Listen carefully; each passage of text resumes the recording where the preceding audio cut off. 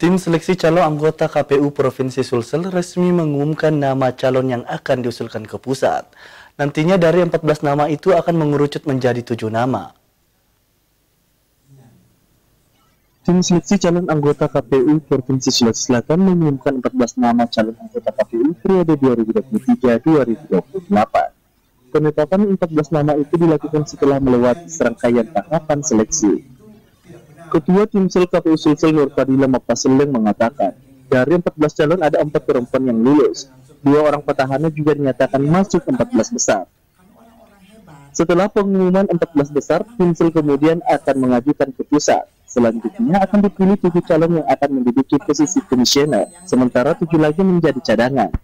14 ini insya Allah pada siang nanti saya akan ke Jakarta untuk langsung bawa bertemu dengan KPRI. Kita serahkan semua berkas-berkas termasuk berkas yang dari Siakbah mulai awal sampai akhir, termasuk juga peringkingan-peringkingan yang ada karena di dalam putusan tidak boleh peringkingan yang ada menurut abjad. Jadi kita akan serahkan semua dan kami bertanggung jawab apa yang kami berikan kepada mereka. Bu, untuk penetapan 14 nama ini bagaimana tantangannya, Bu?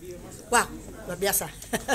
Tetapi kalau saya menganggap itu bagian dari dinamika ya untuk 14 itu. Sana sini orang, apalagi masyarakat ini luar biasa memberikan masukan-masukan.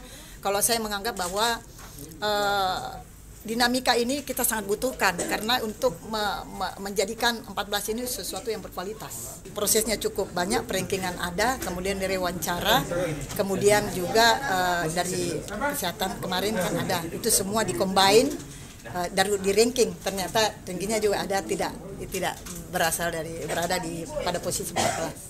Sebelumnya sebanyak 28 calon anggota KPU Sulsel lolos tes tertulis dan psikotes.